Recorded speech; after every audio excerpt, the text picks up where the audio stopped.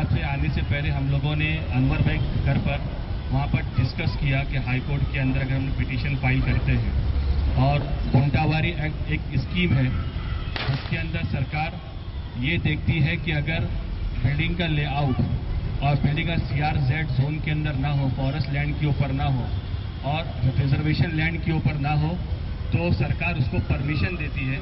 तो हमारी पूरी टीम ने यहाँ पर डिस्कस, तो मैं यहाँ पर जितने हमारे मेहमान गेस्ट यहाँ पर आए हैं उनसे दरख्वास्त करूँगा कि सब लोग अपना इंट्रोडक्शन में तारुफ कराएं ताकि यहाँ पर हमारे लोग एक दूसरे को समझ सकें।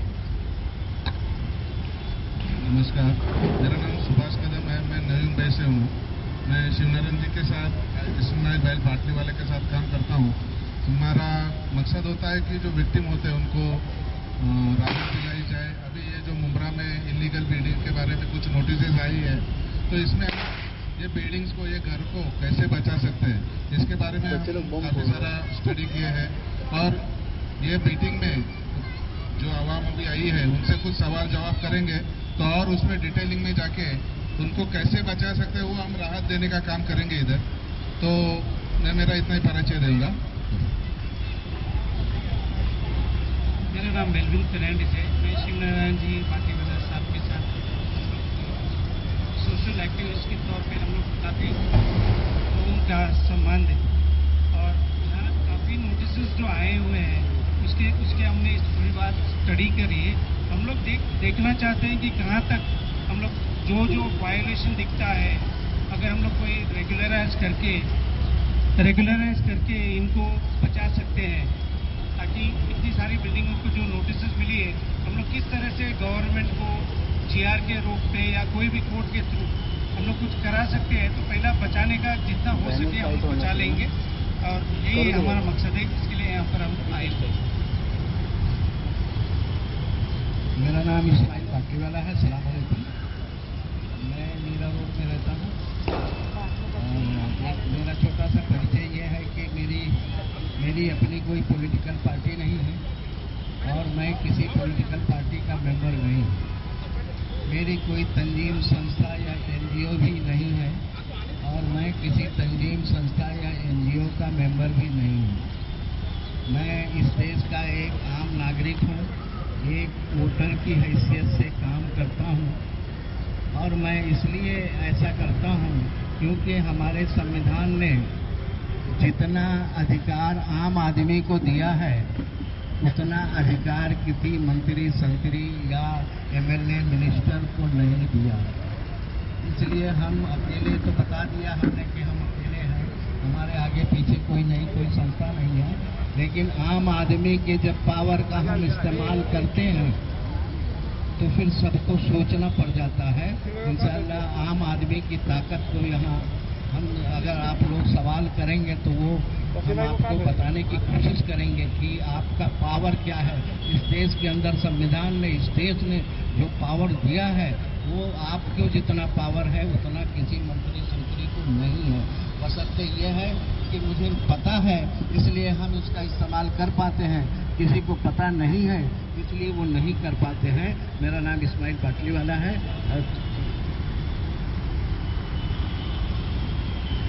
नमस्कार, मैं शिवनारायण शर्मा। हम पूरे देश में भ्रष्टाचार के ऊपर काम कर रहे हैं। हमारा संगठन है भ्रष्टाचार विरोध जागृति अभियान और हम हर व्यक्ति को अपने आप में योद्धा बनाते हैं, अपने आप में सैनिक बनाते हैं, ताकि वो उस गलत का विरोध कर सके और इंसाफ खुद पा सके। आज आपके जैसे एक बच्चे को किडनैप कर लिया जाता है, कोई किडनैपर अगर बच्चे का अपहरण कर लेता है और वो उसको छोड़ता नहीं है, बल्कि आपको ब्लैकमेल करके आपसे पैसा लेता रहता है, आपसे वसूल करता रहता है और आप उसके वजह से ब्लैकमेल होते रहते हैं। वही स्थिति यहाँ पर मुंब्रा की हुई है। आप लोगों को गुमराह करके ऐसे गलत ढंग से, इलीगल तरीके से फंसाया गया है, जहां पर आपको बार बार कहा जाएगा कि अभी इतना दो, इतने दिन के लिए छूट मिलेगी, इतना दो, इतने दिन के लिए छूट मिलेगी। मतलब आपके बच्चे को किडनैप करके रखा हुआ है, उसको छोड़ नहीं रहे वो लोग।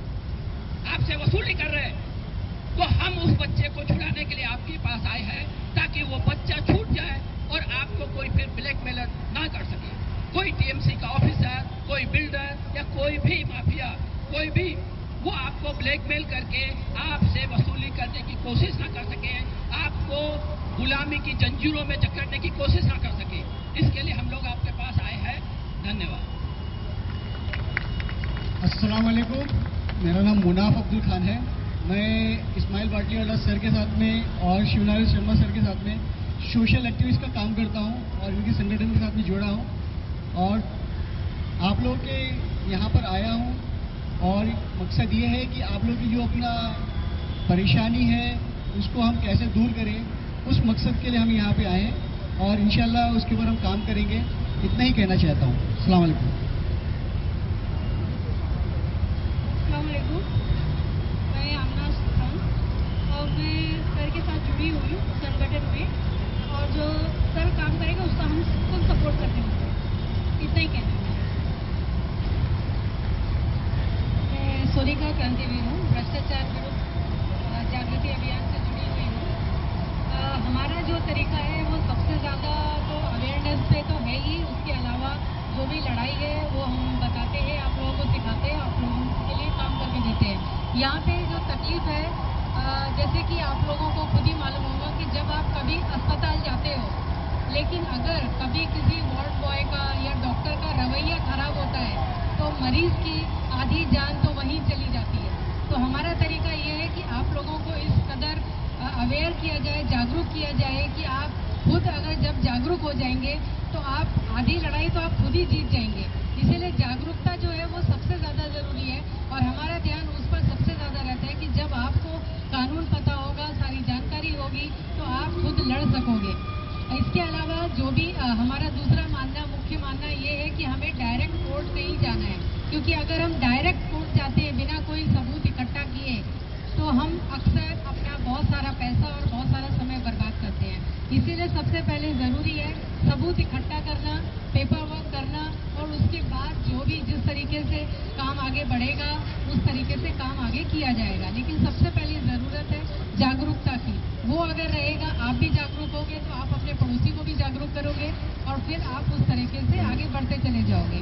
इसके लिए ये सबसे ज़्यादा ज़रूरी काम है और वो हम करते हैं। धन्यवाद। अस्सलाम वालेकुम। सभी से कहा गया है कि अपना अपना तारुफ दीजिए, फिर उसके बाद आगे चर्चा करेंगे। मेरा तारुफ, मैं किसी पॉलिटिकल पार्टी से बाद में, पहले मैं इस शहर की बेटी हूँ। लोगों ने किसी भरोसे के साथ मुमरा की बेटी का जो है वो खिताब दिया है तो उसका मैं पूरा मान रखूंगी। आज यहाँ पर डायस पे दूसरी पॉलिटिकल पार्टीज के लोग भी शामिल हैं और हर बार मेरा ये कहना रहा है कि फरहत शेख आपको हर वो जगह मिलेगी जहां पर मुमरा वालों को उनकी जरूरत होगी। इससे पहले भी एक किसी पॉलिटिकल पार्टी ने जो है वो टोरेंट के खिलाफ जो है वो धरना किया था। मैं वहां पर खुद, और मैं वो सबसे पहली लड़की थी जो उस धरने पर गई थी और उनको सपोर्ट की थी, अपने पॉलिटिकल बैनर को साइड में रखकर, क्योंकि वो मेरे शहर की बात थी। आज हम यहाँ पर जमा हुए हैं क्योंकि फिर ये एक बार हमारे शहर की बात है और हमारे लोगों को बचाने की बात है। तो आज फरहत शेख इंडियन यूनियन मुस्लिम लीग को अलग रखकर मुमरा की बेटी बनकर आप लोगों के बीच में मौजूद है और इंशाअल्लाह डॉक्यूमेंटेशन के लिए जहां पे भी जरूरत पड़े, क्योंकि पेशे से एक एडवोकेट भी हूँ तो डॉक्यूमेंटेशन की अहमियत समझती हूँ। तो अगर इन लोगों ने आप लोगों के लिए इतने एफर्ट्स डाले हैं तो आप लोग भी इनका भरपूर साथ दीजिए, क्योंकि ये अपनी साथ के लिए नहीं कर रहे, ये अपने घर बचाने के लिए नहीं कर रहे, ये आप लोगों के लिए खड़े हैं। तो बस आखिर में यही बोलूंगी कि मैं हूँ यहीं पे आप लोगों के साथ। सबका जो है, सब लोग अपने अपने जो है राय पेश करेंगे वहाँ पर, फिर मैं भी आपकी कुछ बातें जो है आपके सामने रखूंगी। शुक्रिया। अस्सलाम वालेकुम, मैं अनवर कच्ची। अब हम मेन मुद्दे पे आएंगे। बाटलीवाला साहब से स्टार्ट करेंगे कि हमें करना क्या है, कैसा करना है, आप मार्गदर्शन दीजिए।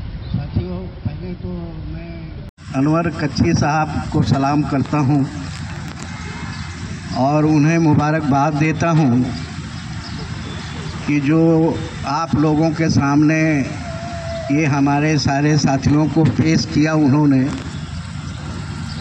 दूसरी बात, उनकी हिम्मत की भी मैं दाद देता हूं। और अनवर साहब, आपका ध्यान भी चाहता हूं। जब से 21 सितंबर को हम यहाँ आए थे ना, मुमरा में एक मीटिंग हो चुकी है 21 सितंबर को, दूसरी मीटिंग हमारे घर पर मीरा रोड में हो चुकी है। और उसके थोड़ा पहले से जब तोड़ फोड़ हो रहा था, मेरी निगाहें मुमरा के तोड़ फोड़ पर रही हैं। कुछ कांटेक्ट हमारे यहाँ पर हैं, बहुत सारी जानकारियाँ हम टेलीफोन से भी लेते रहे हैं। और उन जानकारियों में जो कुछ मुझे मिला है, मुझे पता है कि यहाँ किस तरह के डॉक्यूमेंट बिल्डरों ने बनाए हैं, किस तरह के डॉक्यूमेंट वकीलों ने बनाए हैं, किस तरह के यहाँ के कॉलोनी बस गई है। मैं ऐसा समझता हूँ कि एक छोटी सी बिल्डिंग कहीं कोने में बन गई तो प्रशासन ने उस पर ध्यान नहीं दिया, वो तो बात समझ में आती है। लेकिन पूरे इलाके में 909 बिल्डिंग, और जो कि कॉलोनी की शक्ल में, सिर्फ बिल्डिंग की शक्ल में नहीं, कॉलोनी की शक्ल में बनी है, तो ये बड़े अफसोस का मुकाम है। दूसरी बात यह है कि मैं यहाँ नंबर 1 जो यहाँ के इस इलाके के जो LIU के चीफ हैं, उन्हें मैं संदेशा देना चाहता हूँ। इस इलाके के जो CID के चीफ हैं, मैं उन्हें संदेशा देना चाहता हूँ। इस इलाके के जो IB के चीफ हैं, मैं उन्हें संदेशा देना चाहता हूँ। और यहाँ जो इस इलाके के मुमरा पुलिस स्टेशन में आता है, टाइगर पुलिस स्टेशन में, उस पुलिस स्टेशन का और मुमरा पुलिस स्टेशन के इंचार्ज को संदेशा देना चाहता हूँ। वो ये संदेशा है मेरा कि मैं इस इलाके में दहशत महसूस कर रहा हूँ। यहाँ खौफ का माहौल है। गुजारिश है आप लोगों से कि यहाँ के खौफ को निकालने की जिम्मेदारी आप लोगों की है। ये मेरा संदेश भी है आपको, मेरी शिकायत भी है आपको, मेरा कंप्लेन भी है आपको। अगर आप लोग मुझसे सबूत मांगेंगे कि खौफ कहाँ आपको नज़र आया, कभी भी मुझे बुला दीजिए, मैं सबूत के साथ आ जाऊंगा कि मुझे खौफ कहाँ कहाँ नज़र आया। इसलिए बराए मेहरबानी ये पर्दा ओपन होने से पहले इस शहर के, इस इलाके के लोगों के बीच जो खौफ पाया जाता है, उनका खौफ दूर करने की आपकी जिम्मेदारी है। बराए मेहरबानी पहले उसे दूर करने की कोशिश करें। दूसरी बात यह है कि हम लोग यहाँ पर जो आए हैं डॉक्यूमेंट मांग रहे हैं। कुछ इमारतें हैं जो टूट गई हैं, कुछ टूटने वाली हैं, नोटिस आई हुई है। उन्हें डराया जा रहा है कि भाई ये जो टीम आई है फैक्ट फाइंडिंग की, इनको आपने कोई भी डॉक्यूमेंट नहीं देना। और ये कानों कान जो खबर दी जाती है, टेलीफोन के ज़रिए जो दी जाती है, वो तो दी ही जाती है, हमें आपको किसी को भी खबर नहीं चलती है। लेकिन बाकायदे सोशल मीडिया पर मना किया जा रहा है कि इन सबको कोई भी डॉक्यूमेंट बराए मेहरबानी ना दीजिएगा। मैं उन्हें संदेशा देना चाहता हूं कि अगर इस तरह की मुहिम आप लोग चला रहे हैं तो बराए मेहरबानी इस तरह की मुहिम छोड़ दीजिए।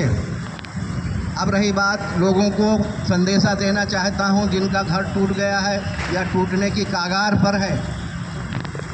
जब आप बाजार में सब्जी खरीदने जाती हैं या जाते हैं तो हर सब्जी वाला यही कहता है कि मेरी दुकान पे जो सब्जी है वो सबसे फ्रेश सब्जी है, सबसे ताज़ा सब्जी है, सबसे सस्ती सब्जी है। हर 100 टका का दुकानदार यही दावा करता है। लेकिन वहाँ तय हम करते हैं कि किसकी दुकान से सब्जी हमें खरीदना। यही होता है ना बाजार में। दावे तो सभी करते हैं मेरा माल अच्छा है, लेकिन सभी दुकानों पे जाने के बाद हमें समझ में आता है, देखने के बाद हमें समझ में आता है कि किस दुकान की सब्जी, किस दुकान का सामान हमने खरीदना चाहिए, उसके बाद ही आप खरीदते हैं। इस जनता से मेरी गुजारिश है कि ये जो टीम यहाँ पर फैक्ट फाइंडिंग की बैठी है, आपको बहुत स्मार्ट लोग, बहुत होशियार लोग, बहुत कानून के जानकार लोगों के पास अपनी दिक्कतें, अपने प्रॉब्लम उनके सामने रखे होंगे, बहुत अच्छा काम वो करते होंगे, ये मैं मानता हूँ। लेकिन गुजारिश ये है कि जिस तरह आप सामान खरीदने के लिए कई जगह जाते हैं, एक बार इस टीम के सामने भी अपने प्रॉब्लम रख दीजिए। जरूरी नहीं है कि आपने इनको अपनी जिम्मेदारियां दे देना, अपने काम सौंप देना, लेकिन देखने में तो, समझने में या अपनी बात रखने में तो कोई नुकसान नहीं होगा आपका। मुमरा वासियों, जो लोग चपेट में हैं, उनको मैं संदेशा देना चाहता हूं। जैसे उदाहरण दिया हमने बाजार का, इसी तरह इस टीम के सामने भी आप रख दीजिए। बहुत से ज्यादा क्या होगा, जेरोक्स कापी आप निकालेंगे 50 रुपया जाएगा, और अगर वो जेरोक्स कापी इस टीम को दिए तो ये तो इनके तो कोई काम का नहीं होगा। जब वो जेरोक्स कापी आपके काम की साबित नहीं हो पा रही है, तो इन लोगों के किस काम की साबित होगी। अब अगर आपको जब इत्मीनान लगेगा कि हाँ, इनके पास कुछ अलग हिकमत अमली है, कुछ अलग जानकारी रखते हैं, तो इनको काम सौंपिएगा कि भैया ठीक है, हमारा काम काज आप देखिए, वरना आप अपना वो जेरोक्स दिया हुआ भी वापस ले लीजिए। लेकिन बराए मेहरबानी इस टीम को आप अपने मामलात को देने तो दीजिए, लेकर देखिए, तो समझने की तो कोशिश करिए। जब आपके घर में कोई बीमार होता है और वो बीमारी ठीक नहीं होती, तो हम कई डॉक्टरों के पास जाते हैं, नहीं जाते हैं क्या? बताइए, सभी लोग जाते हैं, सभी कई डॉक्टरों के पास जाते हैं, शायद इनके पास अच्छा हो जाए, चाहे इनसे अच्छा हो जाए। कभी कभी ऐसा भी होता है, आपने अपनी जिंदगी में देखा होगा कि बड़े बड़े डॉक्टर एक मरीज को ठीक नहीं कर पाते, लेकिन छोटा सा डॉक्टर के गोली से भी बहुत सारे मरीज ठीक होते, अच्छे देखे होंगे आपके तजुर्बे में। आप सब तजुर्बेकार लोग यहाँ हैं, तो मेरा कहना यही है, एक बार आप लोग पेपर इनको भी देकर देख लीजिए। हो सकता है कि किसी काम के ना हो, लेकिन आपका कोई नुकसान तो या कोई घाटा तो नहीं है।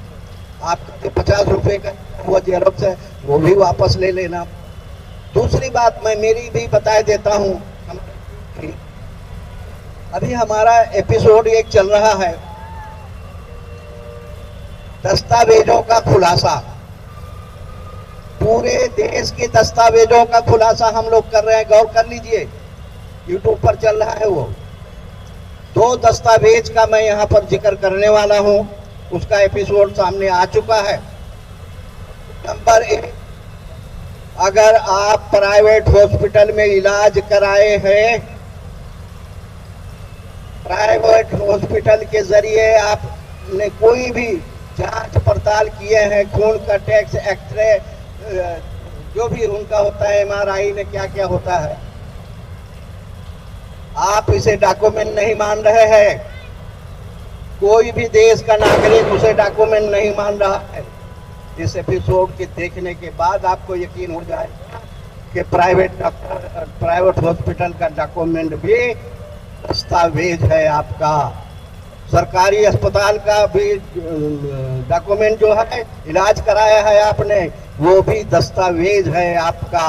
वो सुनने के बाद आपको आ जाएगा। दूसरी बात, 2 ही डॉक्यूमेंट की मैंने बात की है। आपके हाथ में जो मोबाइल है जिससे आप रिकॉर्डिंग कर रहे हैं अभी, उसके अंदर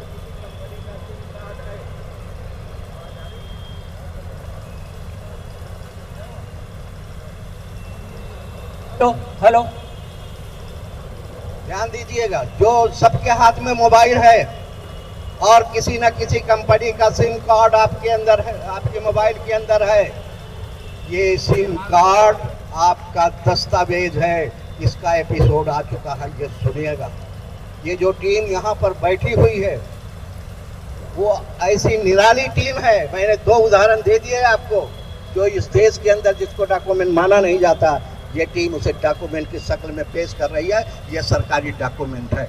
अब रही बात यहाँ पर कि आप लोगों के घरों के जो डॉक्यूमेंट बने हैं, हमें पता है 100 रुपये के स्टाम्प पेपर पर या 500 रुपये के स्टाम्प पेपर पर कुछ एफिडेविट बन गए हैं, कुछ एग्रीमेंट बन गए हैं, और वो एग्रीमेंट को रजिस्टर किया गया है। ये सारी चीज़ें मालूम है। लेकिन इतना ही मालूमात होने के बाद हम नतीजे पर नहीं पहुंच पाते। आपकी नज़र में वो स्टाम्प, गौर करिएगा, सुन लीजिए, आपकी नज़र में वो स्टाम्प पेपर डॉक्यूमेंट होगा, आपकी नज़र में वो सिग्नेचर या उस पर जो ठप्पा लगा है वो डॉक्यूमेंट होगा, लेकिन यहाँ पर जो टीम बैठी है उससे हटकर वो डॉक्यूमेंट मानती है उस कागज में लिखा क्या है। मेन चीज वो माना जाता है कि उसमें लिखा क्या है। जब तक वो लिखावट हमें नहीं मिलती है, हमारा ध्यान बिल्कुल ये नहीं होगा कि आपका एग्रीमेंट 500 रुपये वाले पे है कि 1000 रुपये वाले पे है कि 5000 वाले पे। बिल्कुल हमारा ध्यान उस पर नहीं होगा कि इस पर ठप्पा किसने लगाया है, किसने सिग्नेचर किया है, किस वकील का बनाया हुआ है। ये हम बहुत कोई नए लोग नहीं हैं, ये सब हमारे साथ रोज गुजरता है। हम उसमें देखना चाहते हैं कि उस कागज में लिखा क्या है, और जब तक वो हमें नहीं समझ में आता है, ठीक फिर मैं हॉस्पिटल पे आता हूँ। एक अच्छा डॉक्टर के पास आप जब इलाज करने जाते हैं तो कई तरह के वो टेस्ट लिखता है, आप सभी से गुजरता है ये। अगर ऐसे छोटे मोटे डॉक्टर के पास जाते हैं तो एक टेबलेट लिख देगा, सिरप लिख देगा या इंजेक्शन लगा देगा वगैरह वगैरह। लेकिन जब डॉक्टर अच्छा होता है तो वो टेस्ट करता है, पहले वो बीमारी को ढूंढता है। अगर पहले टेस्ट में बीमारी पकड़ के में नहीं आती है तब दोबारा कहता है नहीं और ये टेस्ट ले, ये टेस्ट, उसके बाद ही उसे समझ में आता है बीमारी। और जब तक बीमारी समझ में नहीं आती है तब तक उसकी दवाई समझ में नहीं किसी को आएगी। तो ये जो टीम आपके सामने बैठी है, क्या आपसे गुजारिश करने आई है, इस टीम को आपने अपने डॉक्यूमेंट देने की कोशिश करें। मैं फिर से एक गुजारिश करता हूं, मैंने सिम कार्ड का हॉस्पिटल के पेपर का हवाला दे करके बताना फिर से चाहता हूं। आपके घर में जिसे आप डॉक्यूमेंट नहीं समझते होंगे, सरकारी कर्मचारी जिसे डॉक्यूमेंट नहीं मानते होंगे, यहाँ के नेता जिसे डॉक्यूमेंट नहीं मानते होंगे, यहाँ के पुलिस अफसर जिसे डॉक्यूमेंट नहीं मानते होंगे, लेकिन अगर वो चीज़ें भी आपके पास है तो भी हमारे टीम के सामने रखने की कोशिश करें। साथियों, मैंने मुझसे जो आपको संदेशा देना चाहिए था वो मैंने संदेशा दिया है। बराए मेहरबानी फिर यहाँ एलआई और पुलिस डिपार्टमेंट से, आईबी से और सीआईडी से गुजारिश है कि हमें दोबारा ये कहने की नौबत नहीं आना चाहिए कि यहाँ दहशत है। जी आप लोग, जी अभी जो शिवनारायण शर्मा जी हैं, जो हमारे पुराने बहुत साथी हैं, इनका छोटा सा परिचय मैं दे दूं। मैं उत्तर प्रदेश का हूं, आप लोग जानते होंगे, यहाँ सिद्धार्थनगर के भी लोग होंगे। तो हमारे यहाँ पूर्वांचल में एक कहा जाता है कि कागज के कीड़े हैं। कागज के कीड़े वहाँ उन्हें कहा जाता है जो कागजात के बारे में, दस्तावेज के बारे में, कार्डों के बारे में बहुत गहराई से जानते हैं। वो हमारे पूर्वांचल में कहा जाता है कि ये कागज के कीड़े हैं। तो अभी जो साथी हम आपके सामने आ रहे हैं वो उनका नाम शिवनारायण शर्मा जी है। मैं उनसे गुजारिश करूंगा कि आप अपनी बात रखें। नमस्कार। देखिए ये बैनर आपको दिख रहा है, क्या लिखा है? संविधान देश के नागरिकों के लिए सर्वोपरि है। ये संविधान जो है ये हम देशवासियों ने बनाया है, किसी बाहर के लोगों ने, हवा में किसी ने नहीं बनाया। और ये आपके लिए बना है, आपके खुशहाली के लिए बना है। इस संविधान ही आपके लिए सर्वोपरि होना चाहिए। आज इस संविधान के खिलाफ जाकर के आप लोगों को जिस प्रकार से ब्लैकमेल किया गया है, ब्लैकमेल किया जा रहा है, उससे आपको बाहर निकलना है। और उसको निकलने के लिए जैसे एक सिंपल सा है, एक बच्चा होता है छोटा, उसे भूख लगी है, वो क्या करेगा? उसे नहीं मालूम है मुझे पुलिस के पास जाना, मुझे इधर जाना, मुझे उधर जाना, वो सिर्फ रोने का काम करता है। उसी प्रकार से एक आम नागरिक है जिसे लॉ की जानकारी नहीं, वो सुबह से शाम तक सिर्फ अपने पेट के लिए लगा रहता है, सिर्फ पेट के लिए लगा रहता है। और उसमें से जो मेहनत करते हैं उसमें से लोग नोचने के लिए खड़े रहते हैं। हमें उन जो पेट के लिए लगा हुआ है उसको इस काबिल बनाना, उसको यह बताना है कि भाई तुम्हारे ऊपर जो आफत आई है उसके लिए तुम्हें क्या कदम उठाने हैं। आज लगभग 900 बिल्डिंगों को तोड़ने की बात की जा रही है। ये बिल्डिंगें बनी तो उन्हीं लोगों के सामने है जो तोड़ने के लिए आ रहे हैं आपके सामने पास। तो आपको ये अधिकार है कि आप उनसे पूछ सकते हैं, आप उनसे जवाब ले सकते हैं कि भाई जिस वक्त बन रही थी उस वक्त आप नहीं आए, आपने नहीं बताया कि ये इलीगल है। कम से कम आज तो बताइए कि अगर ये बन गई है तो इसे रेगुलाइजेशन हमें लीगल कैसे करें, हम इसे लीगल कैसे करें, ये पूछने का अधिकार आपको सबको है। और आरटीआई के तहत 48 घंटे का में आप ये एप्लीकेशन लगाकर ये जानकारी उनसे ले सकते हैं। बहुत सारे रूल्स हैं ऐसी बिल्डिंगों को रेगुलाइजेशन करने के, जैसा कि बहन जी ने भी बताया था 2006 में कानून भी बने थे इसमें, और अभी भी है, मगर आपको नहीं मालूम। क्यों? क्योंकि जो लोग आपको नोच रहे, जो लोग गुमराह कर रहे हैं, वो जानकारी आपको देना नहीं चाहते, मगर आप खुद ले सकते हैं। तो हम एक ऐसी एप्लीकेशन आपको QR कोड के साथ देंगे, क्योंकि आपको डर लग रहा है, आपको कुछ लोग बोल रहे हैं कि नहीं पेपर मत दो, ये मत दो, वो मत दो। आप कम से कम खुद जानकारी लेना शुरू करो, और उस पेपर के बेस पर आपको हाई कोर्ट खुद स्टे देगा, खुद रिव्यू दाखिल होगी, वहां पर आप लोग रिव्यू दाखिल कर सकते हैं। उसके लिए कोई पैसा ज्यादा लगेगा नहीं आपका, आप खुद सैनिक बन के खड़े हो सकते हैं, इन लोगों को ठीक कर सकते हैं जो आपके साथ गलत कर रहे हैं। आपको खुद को पता चलेगा कि आपके बिल्डर जिसने आपको बेचा है वो गलत है या सही है। अगर वो गलत है, और वो गलत होने के बाद अगर उसे लगता है, आपको लगता है या उसे लगता है कि वो फंस गया है गलती से और वो बचना चाहता है, तो वो आपके साथ मिलकर उसका रास्ता खोजेगा, वो आपके साथ मिलकर उसका रास्ता खुद खोजेगा और आपको बताएगा। लेकिन जरूरत तो कदम आपको उठाना पड़ेगा। आप सोचेंगे कि वो अपने आप ही आ जाएगा, अपने आप ही हो जाएगा, तो वो नहीं होगा। इसके लिए कदम आप उठाएंगे। तो हम एक पेपर आपको देंगे QR कोड के साथ, वहां से एप्लीकेशन डाउनलोड कर सकते हो आप। वो डाउनलोड करके वो एप्लीकेशन लगाकर आप क्या बोलते TMC में उस अधिकारी के उस वहां डिपार्टमेंट में भेज सकते हैं कि बताइए हम इस बिल्डिंग को रेगुलाइजेशन कैसे कर सकते हैं। वो सारे दस्तावेज हमें तुरंत दीजिए, ताकि हमारे ऊपर जो ये खतरा है वो खतरे को हम टाल सके। हम भी इस संविधान के अनुरूप जीना चाहते हैं। आज तक हमें गुमराह किया गया, लेकिन हम उससे बाहर आना चाहते हैं, तो हमें वो जानकारी दीजिए।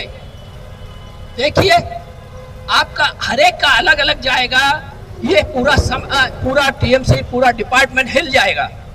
आपकी 2000, 5000, 10,000 एप्लीकेशन जाएगी, पूरा विभाग हिल जाएगा, तुरंत काम होने लगेगा आपके फेवर में। और उसके बाद आप खुद समझिए कि डॉक्यूमेंट्स, क्योंकि डॉक्यूमेंट्स पढ़ने के बाद बहुत सारी जानकारियां सामने आती है। हम किसी का बुरा नहीं चाहते, क्योंकि देखो एक माहौल होता है, उस माहौल के अनुसार आदमी बहता है। जैसे अगर आप मंदिर या मस्जिद में जाएंगे तो वहां कोई भी गंदगी नहीं फैलाएगा, उसके लिए कोई ये नहीं कहेगा कि यहाँ गंदगी मत फैलाओ। आपका दिल कहेगा कि यहाँ मुझे गंदगी नहीं करनी है, यहाँ मुझे थूकना नहीं है। तो वो माहौल है, वही माहौल आपके इस एरिया में अगर कहीं पर गलत दिशा में लोग जा रहे हैं, गलत तरीके से बिल्डिंगें खरीद रहे, फ्लैट खरीद रहे, नोटरी करके फ्लैट खरीद रहे, तो जब एक खरीद रहा है तो दूसरा भी उसके पीछे चलता चला जाता है। और ऐसी स्थिति में और टीएमसी अधिकारी लोग बैठकर या जो भी नेता लोग ये सब वहां पर इस मामले में आप लोगों को पैसा लेकर, जैसे बोला मैंने पहले कि बच्चे को किडनैप कर लिया, पैसा लो, पैसा दो तो हम बच्चे को कुछ करेंगे नहीं या बच्चे को छोड़ देंगे, लेकिन बच्चे को छोड़ नहीं रहे।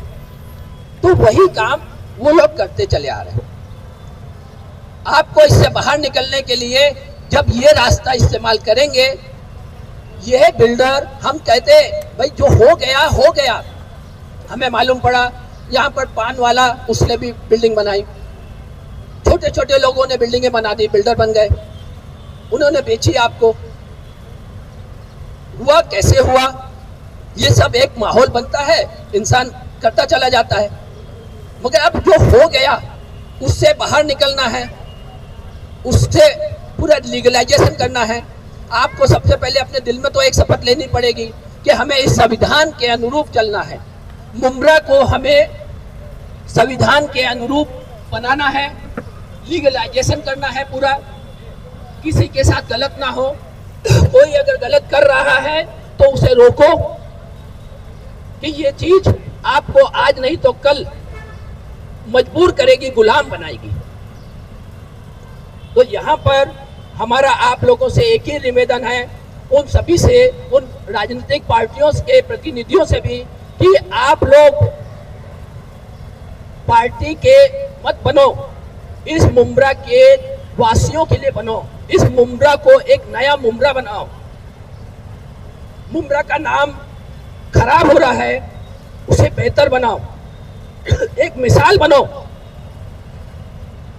एक मिसाल बना के एक समाज के सामने एक मिसाल दो कि ये होता है, ऐसे जिया जा सकता है।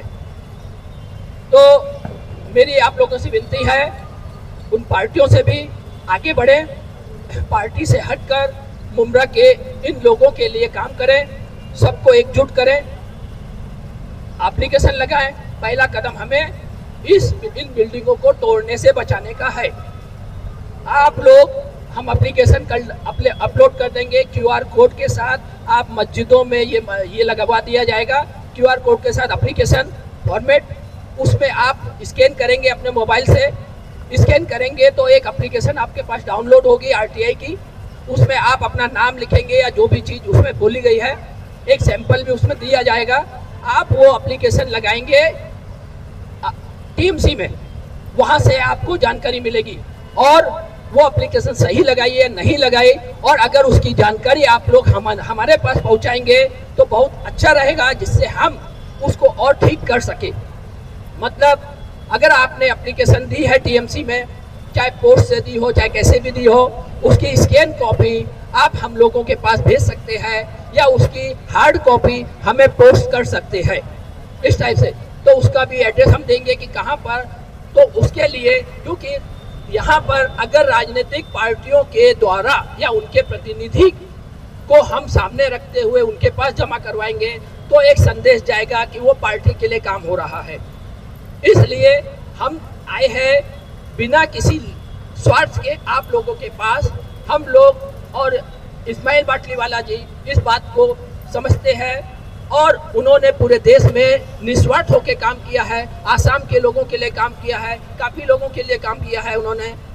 उनको हम उनका एड्रेस देंगे, उनके एड्रेस पर आप लोग अपनी वो कॉपी भेज सकते हैं, जिसको हम देख करके अगर कुछ कमी होगी तो उसको भी हम ठीक करवा सकते हैं। इस तरीके से हमें आगे बढ़ना है ताकि जो जिनके मन में डर है कि हमने अपने कागजात दे दिए तो उस कागजात का गलत उपयोग होगा, वो चीज़ का संदेश बाहर से दूर होगा। आपका संदेह, आपके पेपर अगर आपके पास आना शुरू हो जाएंगे, आपको वो डर खत्म हो जाएगा और इस पार्टी के लोग जो यहाँ के मुमरा के वासी हैं, जितने भी पार्टियों के प्रतिनिधि हैं, वो लोग अगर साथ देंगे, और साथ देना चाहिए उनको, क्योंकि वो पार्टी के बाद में पहले इस मुमरा के हैं। तो मेरी आप लोगों से यही गुजारिश है, पहला कदम हम यही उठाएंगे। इसके बाद दूसरा कदम, जैसे ही आपके ये पेपर 2000-5000 एप्लीकेशन आपकी बिल्डिंगों की आएगी, हम लोग सीधे रिव्यू दाखिल करके उस बिल्डिंगों पर स्टे ले सकते हैं। इसमें कोई आपको खर्चा नहीं करना पड़ेगा, कोई करोड़ों खर्चा नहीं, लाखों खर्चा नहीं है। ये खर्चा हम लोग बहुत आसानी से बेयर कर सकते हैं।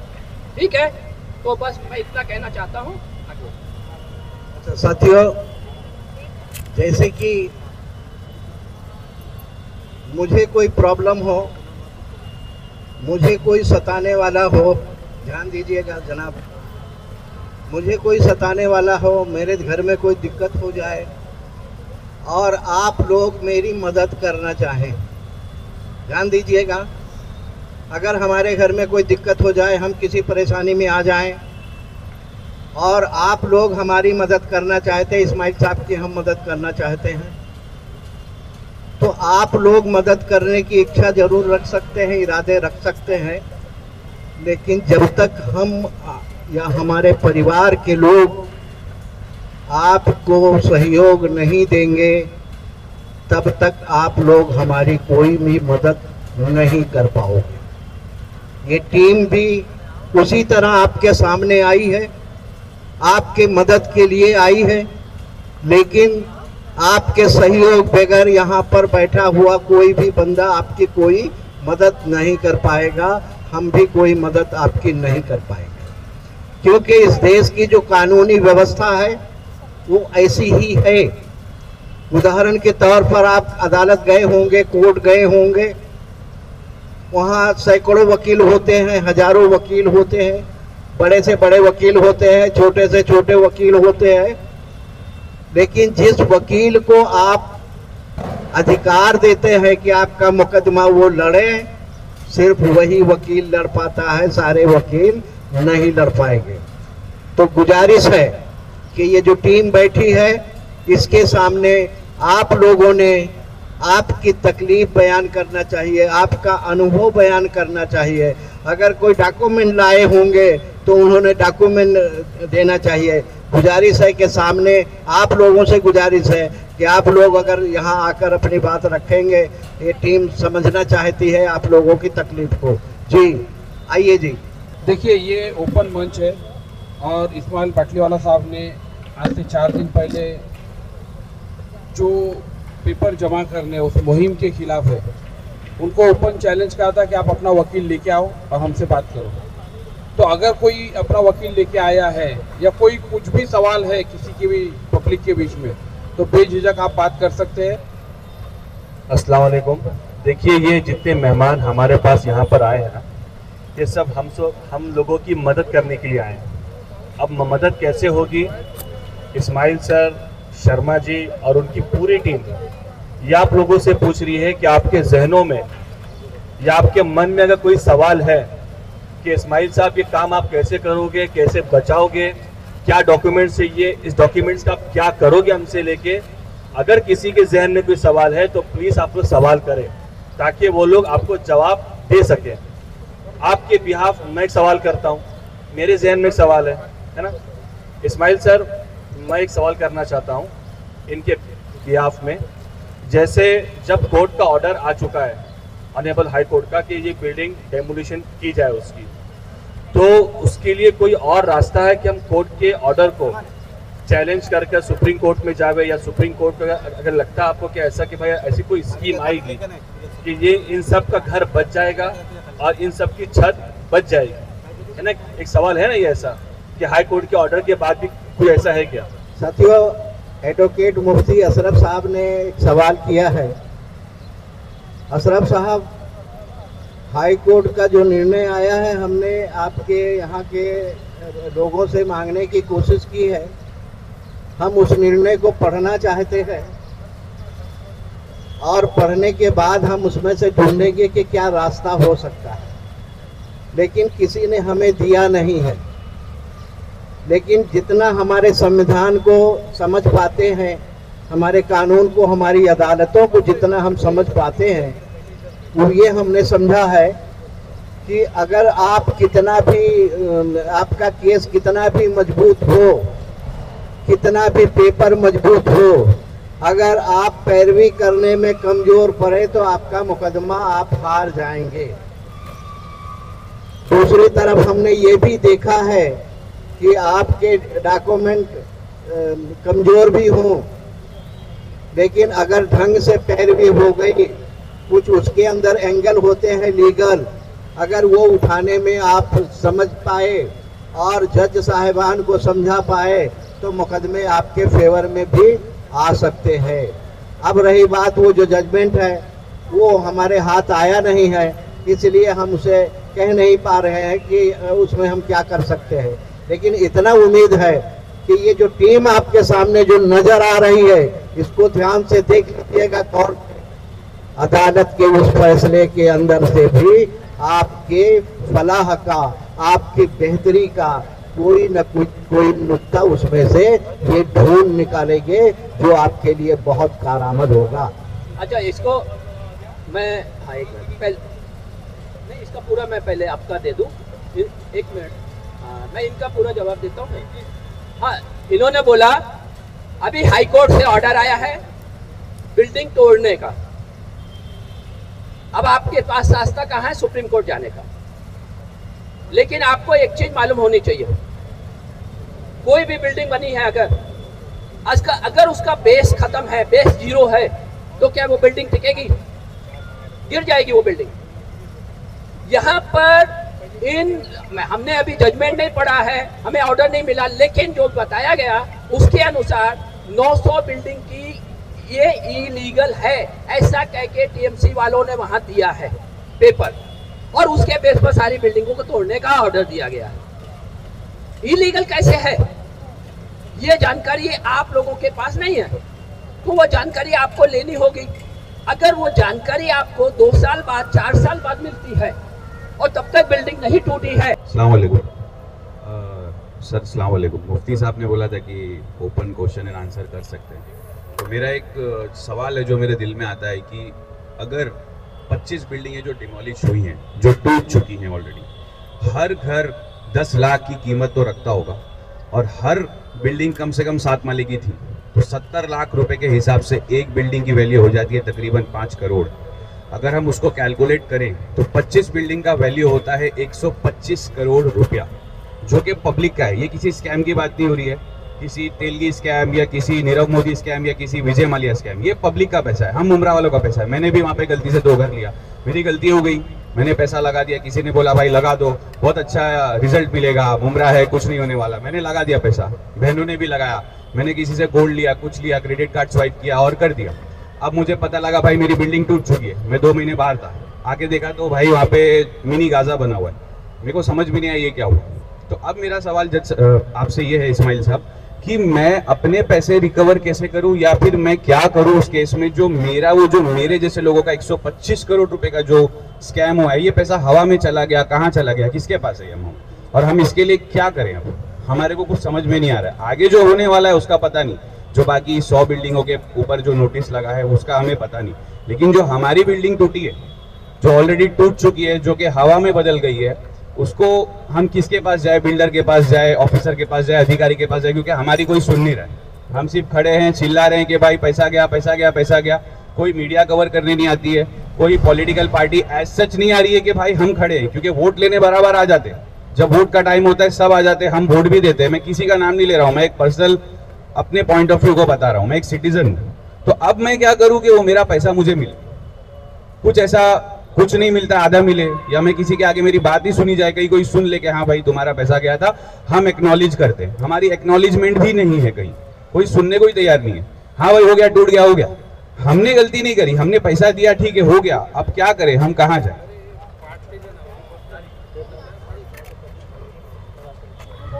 साहिबो, आपके सामने इन्होंने सवाल रखे हैं।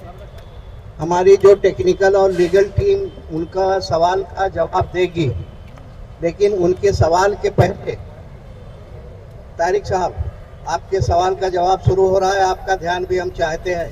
बहुत गौर से हमने सुना है, हमारा भी आपने गौर से सुनना चाहिए। हमारी टेक्निकल और लीगल टीम आपके सवाल का जवाब देगी, यहाँ आई है इसीलिए आप सबके सवालों का जवाब देने के लिए। लेकिन मैं उसके पहले जवाब देना चाहता हूँ, कोई भी लड़ाई आधे अधूरे तरीके से नहीं जीती जा सकती। कितने लोग गवाही देते हैं इस बात को। आधी अधूरे तरीके से अगर जो जंग लड़ी जाएगी, क्या वो जीती जाएगी? बिल्कुल नहीं जीती जाएगी। आपके कितने लोग हैं जनाब? 49 मकान के लोग अगर आते हैं, इस टीम की मदद लेते हैं, यकीनन ये टीम सुनेगी और जो सरकारी डिपार्टमेंट है, जो सरकार है, उसे मजबूर कर देगी सुनवा। 50 लोग हैं, बिना डॉक्यूमेंट जाने हम कुछ भी नहीं बता सकते। हम बार बार यही कह रहे हैं, 49 डॉक्यूमेंट आप लाइए और आप लड़ने को तैयार होइए। इस देश की व्यवस्था आप देखिए। हम लोग आपके पीछे खड़े रह सकते हैं, डटकर आपको खड़े रह सकते हैं, लेकिन जब अदालत में खड़े रहने की बात आएगी तो आपका वकील खड़ा होगा और आप खड़े हो सकते हैं। इस्माइल बाटलीवाला को कोई राइट वहां पर नहीं है। इस्माइल बाटलीवाला की टीम आपको सपोर्ट कर सकती है, लेकिन जहां आपकी जरूरत है वहां आपने ही खड़ा होना पड़ेगा, जहां कोई नहीं खड़ा हो पाए। जी साथियों, हमने सही कहा ना, ये बात है बिल्कुल। अब इसमें जो है हमारे साथी जो है वो आपके जवाब देने की। तारिक भाई, मैं आपसे एक क्वेश्चन करना चाहूँगा। आपको जो आपका पैसा चाहिए ब्याज के साथ चाहिए कि सिर्फ पैसा ही चाहिए? जो भी मिलेगा ना वो तो आप निश्चिंत रहिए, आपको एक से एक पैसा मिल जाएगा, हम आपको दिला देंगे। लेकिन डॉक्यूमेंट के बगैर क्या करेंगे? कॉम्पेंसेशन के साथ मिलेगा आपको, लेकिन आपने डॉक्यूमेंट देना चाहिए। आपको नोटिस आया था, नोटिस लगेगा, हाँ बस बिल्कुल। आप जैसे जो लोग आएंगे उनका ही काम होगा, जो डॉक्यूमेंट नहीं देगा उसका नहीं काम हो सकता। पूरा फाइल बना के आपके साथ, आपके संपर्क में कोई लोग हैं उनको इकट्ठा कीजिए, हर एक का अलग अलग फाइल दीजिए, हो जाएगा काम आपका। जब आपको मकान दिया था तभी एक ताबा का एक पत्र होता है जो डेवलपर देते हैं, वो भी ओरिजिनल कॉपी भी रहेगी तो भी चलेगा, लेकिन वो कागजात भी आपको मिली होगी। जिसके पास है वो भी दे दीजिए इसके साथ, ठीक है?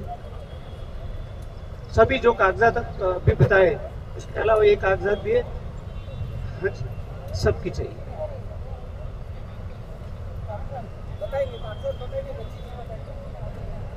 अभी पेमेंट जो करे हैं उसके सभी की रिसीट चाहिए।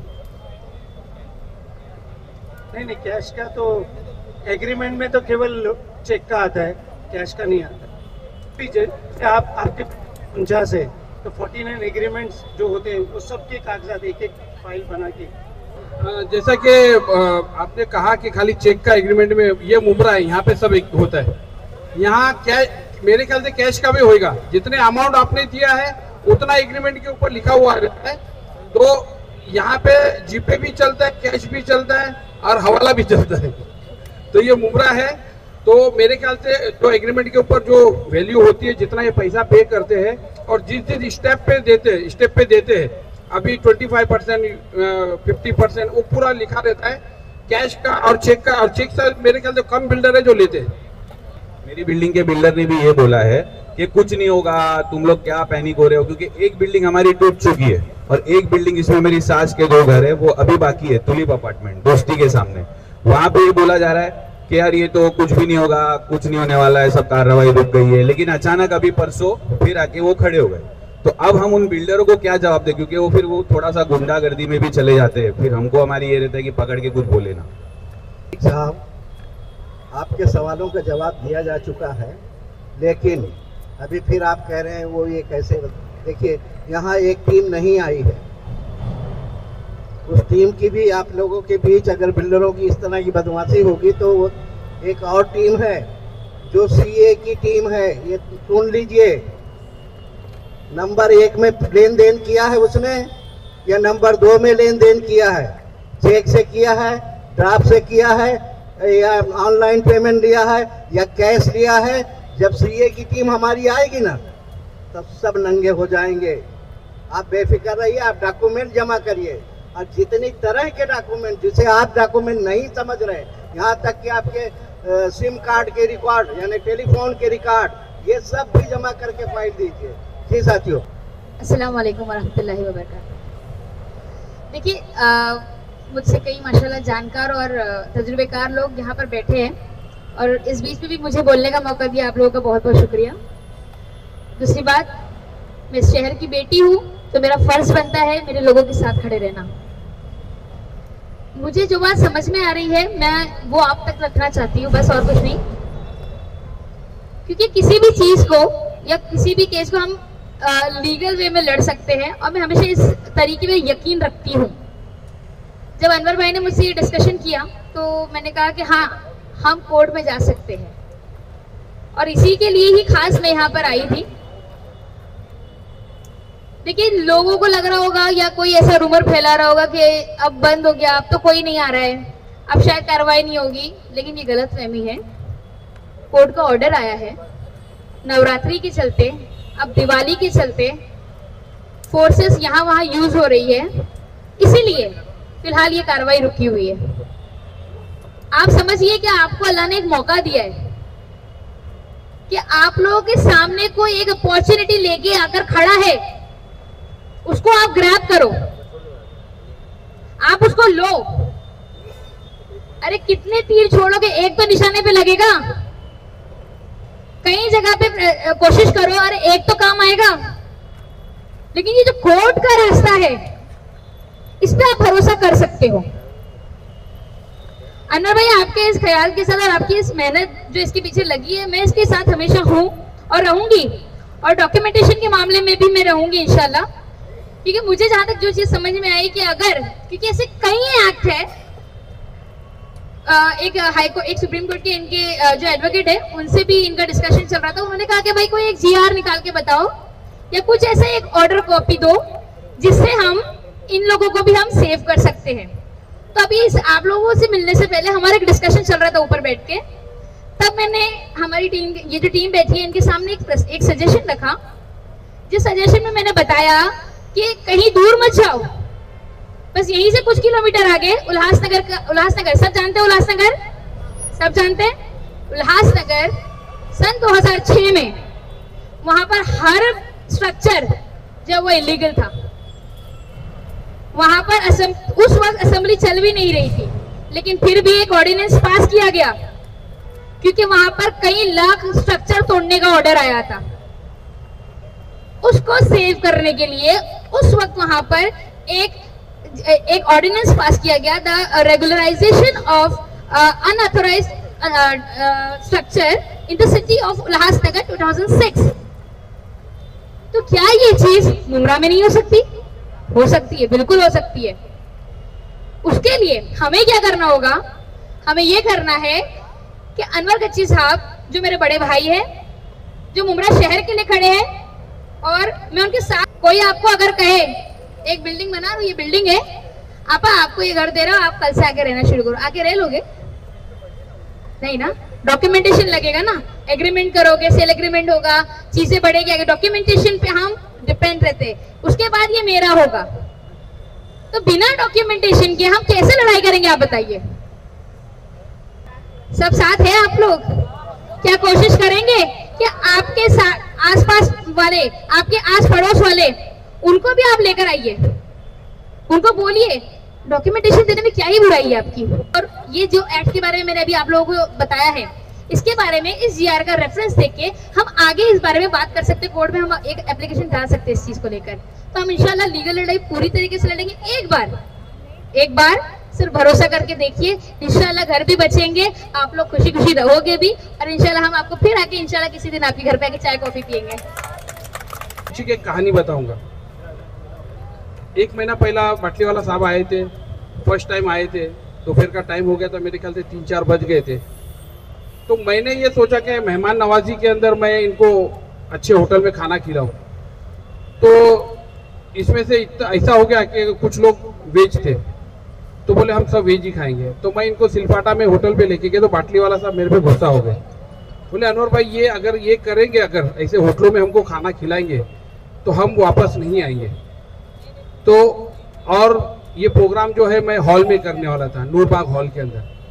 तो उन्होंने मुझसे पूछा कितना खर्चा आ रहा है, तो अनवर भाई ये तुम खर्चा नहीं करेंगे, हम भले बारिश में भीग के, मैंने कहा था ओपन में अगर करेंगे तो कभी बारिश भी आ सकती है, आपको मालूम है परसों की दिन बारिश है, बोले हम बारिश में भीग के प्रोग्राम करेंगे, मगर बहुत कम से कम। तो आज जो इधर हेलोजन उधर अंधेरा ये है, मैं चाहता तो देखो सबको मालूम है मैं बिल्डरों से पैसा लेके ये आलीशान प्रोग्राम कर सकता था, मगर हमको वाला साहब ने खुला कहा है कि तुमको कम खर्चा करना और किसी से पैसा नहीं लेना, तुम्हारे पास है तो ठीक है, नहीं तो हम रोड पे खड़े रह के करेंगे।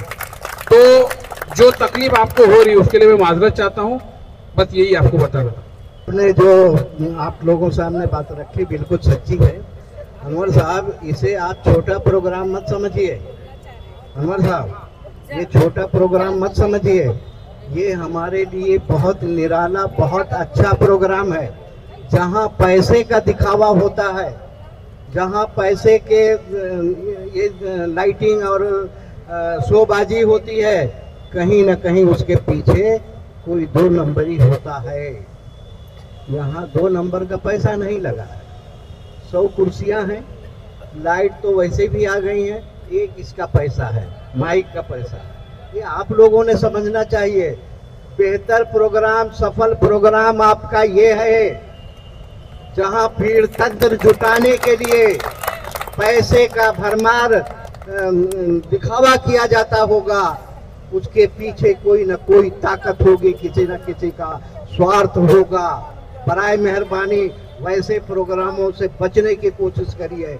ये बहुत बेहतर निराला प्रोग्राम है, कोई दिखावा नहीं है, कोई खर्चा नहीं है। पानी प्यास लग रही है इसलिए एक बोतल पानी मिल गया, ये आपके सामने जरूरी है। इससे ज्यादा जो प्रोग्राम होते हैं हम उस प्रोग्राम में कभी नहीं मुझे देखोगे। पूरे देश में काम कर रहा हूँ, कहीं भी मेरी तस्वीर बड़े मंच पर नजर नहीं आएगी। तो इन्होंने जो कहा है हम बहुत खुश हैं, हमारी पूरी टीम इस प्रोग्राम से खुश है। जबकि आपको मना कर दिया गया था, इनकी तरफ से ये था कि भाई हमारे यहाँ मेहमान आए हैं और कुछ अच्छा पकवान खिला दें, तो ये एक बड़े होटल में लेके चले गए। तो फिर हम लोगों ने नाराजगी जताई कि आइंदा ऐसी गलती नहीं करिएगा, इस बार आपने अच्छा खिला दिया है, आगे मत करिएगा। तो उसी के मैंने खुलासा कर दिया। सर, मेरा भी रूम है उसमें 8वीं मंजिल में, तो डॉक्यूमेंट मेरे पास कुछ भी नहीं है, सिर्फ एग्रीमेंट कॉपी है। अब बाकी डॉक्यूमेंट सब मेरी सास के घर का, तो फिर क्या कर सकते हैं वहाँ पे। नहीं, रूम नहीं टूटा है, 8वीं मंजिल में मेरा रूम है, तो डॉक्यूमेंट सिर्फ एग्रीमेंट पेपर है मेरे पास। अस्सलाम वालेकुम। काफ़ी देर से हमारे साथीगण एक्चुअली काफ़ी बोल रहे थे। हमने पिछले महीने जो अपना मीटिंग की थी उसमें काफ़ी अपना मुद्दों पे अपना बात हुई थी, और बात होने के बाद तय हुआ था कि भाई हम इस तरह की एक मीटिंग करेंगे जहाँ पर हम लोगों को उनके एक्चुअली जो घर टूटे हैं और आने वाले समय में जिन घरों के ऊपर बुलडोज़र या अपना हथौड़ा चलने वाला है, ऐसे घरों को हम बचाने के लिए कुछ काम करेंगे। और उस प्रोग्राम में काफ़ी लोगों से हमने बातचीत करने के बाद ये डिसाइड किया था कि भाई हम जब वापस से मिलेंगे तो उस समय लोगों से उनके जो पेपर्स हैं, दस्तावेज हैं, हम उनके दस्तावेजों को देख करके, स्टडी करके हम उनको एक डायरेक्शन देंगे। बट हमने ये देखा कि भी पिछले 2 महीने से हम यहाँ पे आए, बट जो दस्तावेज हमें मिलना चाहिए था वो हमें नहीं मिले। और हुआ ये कि भाई इस दरमियान हमें जो स्टडी करके आपके काम को आगे बढ़ाना था, वो काम को हम बढ़ा नहीं पाए। तो थोड़ा सा इस बात का हमको मलाल होता है कि भाई बेसिकली हम जिस मकसद से यहाँ पे आते हैं और वो मकसद हमारा पूरा नहीं हुआ। सो इस बार की मीटिंग में मैं आप लोगों से एक गुजारिश करना चाहता हूँ कि भाई आप लोग इस मीटिंग के बाद आपके जो डॉक्यूमेंट्स हैं, जो भी हैं, जैसे भी जिस सूरत में हैं, वो डॉक्यूमेंट्स हमें, हमारी टीम को उपलब्ध करा के दें, ताकि हम आपके काम को आगे बढ़ा सकें और हमारी टीम जो इस चीज़ के लिए काम करना चाहती है वो शुरू कर सके। बस इतना ही मैं कहना चाहता हूँ। और जैसे कि मेरी बहन अपना फरहत ने कहा कि वो इस मुमरा की बेटी हैं, तो उन्होंने काफ़ी चीज़ों के ऊपर बात की। मुझे अच्छा लगा कि उन्होंने आपके हर वो मुद्दों को है ना वो सामने रख करके बोला है, तो आप उनकी बातों को सुन करके एटलीस्ट पेपर को यहाँ पे सबमिट करें। इतना ही मैं कहना चाहता हूँ। और बाकी जब आइंदा हम मिलेंगे तो हम उम्मीद करते हैं कि इस चीज़ के ऊपर ना बात करके हम आपके दस्तावेज देखने के बाद हम क्या आपको है ना सपोर्ट दे सकते हैं और इस लड़ाई को किस तरह से हम आगे बढ़ा सकते हैं उस पर हम बात करेंगे। शुक्रिया, अस्सलाम वालेकुम। आपने एक बात कही थी कि ये लास्ट तारीख है, इसके बाद कोई पेपर दे, नहीं देगा तो हम प्रोग्राम नहीं करेंगे। अगर आपका घर का भाई आपका बात नहीं मानता है तो आप उसको ऐसे धुकारते हो क्या? 2 महीने हो गए, आपका बच्चा आपका बात नहीं मानता है तो आप उसको ऐसे दूर कर देते हो तो क्या? नहीं, मेरे क्वेश्चन का आंसर दीजिए आप। नहीं, ऐसा नहीं है। देख कैसा है, किसी को बात मानते हैं, कोई नहीं मानते हैं, उनके मन में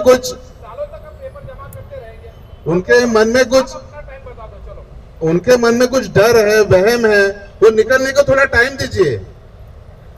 कोई अभी देगा, कोई बाद में देगा, लेकिन किसी को ऐसा दूर करना, उसको मतलब उसका गहराई पता नहीं है, उसके मन में डर है, संकोच है, इसलिए वो नजदीक नहीं आ रहा है।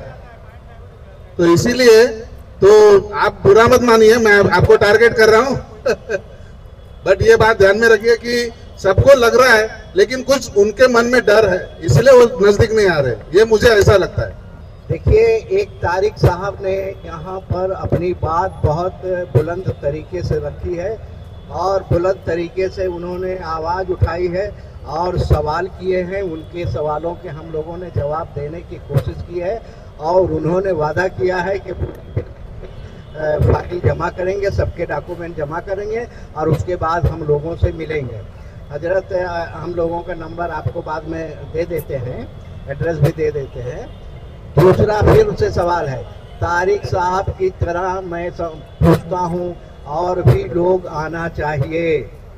जी साहब, एक साहब आए हैं, उनसे गुजारिश है कि वो अपनी बात रखें। अस्सलाम वालेकुम।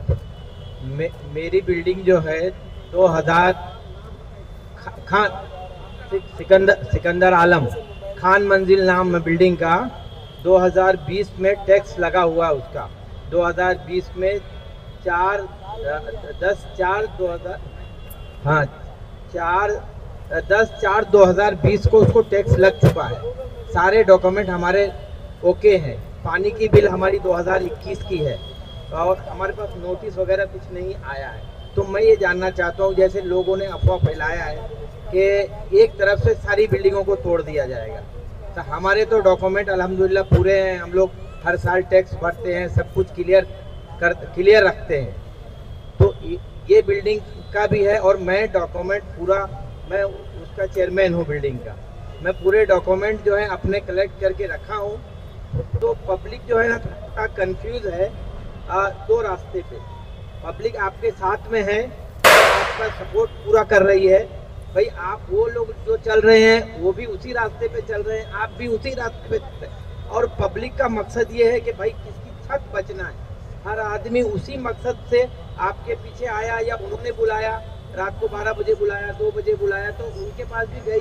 आप बुलाएंगे तो आपके पास भी आएंगे। हर आदमी का मकसद वही है कि उनकी छत कैसे बच जाए। तो इसके लिए आप जो है तो अपना दिल छोटा मत करिए। आप अल्लाह के लिए खिदमत कर रहे हैं, आप सवाब की नीयत से खिदमत कर रहे हैं। तो आप ये जो पब्लिक है, मैं 50 फ्लैट का पेपर मैं अपने पास जमा करके रखा हूँ। मुझे आपके यहाँ से डिसीजन मिल जाएगा, मैं कल के कल पेपर ला करके जमा कर दूंगा इंशाल्लाह। एक मिनट होगा। देखिए, दीवा प्रभाग समिति के अंदर 750 बिल्डिंग है और मुमरा के अंदर 150 बिल्डिंग है और कलवा के अंदर 150 है। तो दीवा के अंदर इतनी 750 बिल्डिंग नहीं है, तो मैं करीब यहाँ पे 300 बिल्डिंग का पकड़ता हूँ। आपको मालूम नहीं होगा, 4 साल पहले एक पिटीशन दाखिल किया है जिसके ऊपर 53 बिल्डिंग है। खान कंपाउंड से लेके मापा रोड तक है। जरूरी नहीं कि आपके बिल्डिंग को नोटिस आवे नहीं आवे, उनकी लिस्ट में जो मैं नहीं बोलता आपके बिल्डिंग का नाम आया नहीं आया, वो 750 बिल्डिंग का लिस्ट मैंने मांगा है कारपोरेशन से। वो इंशाल्लाह कुछ दिनों में आ जाएंगी।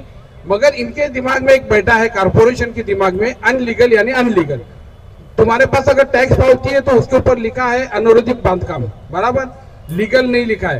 तो कैसा है, जब भेड़ को हकाल देना उसमें बकरी भी आ जाती है और हर जानवर आ जाते हैं। तो हम अपनी सिक्योरिटी कैसा कर सकते? अगर तुम्हारी बिल्डिंग अनऑथराइज है तो तुम अपनी तैयारी में रहो और नंबर किसी का भी आ सकता है, मगर हम चाहते हैं कि बचे।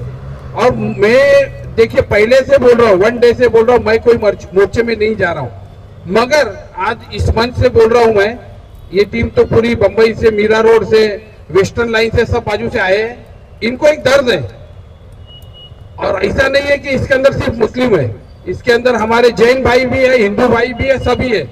तो एक इंसानियत के नाते इन लोग आए ले, मगर कुछ लोग यहाँ पे राजनीति कर रहे हैं। और जो बिल्डर, उनको भी ख्वाब में नहीं मालूम था कि ये बिल्डिंग टूटेगी। अगर उनको मालूम रहता तो बनाते नहीं, आज कई करोड़ों में लॉस में गए ले।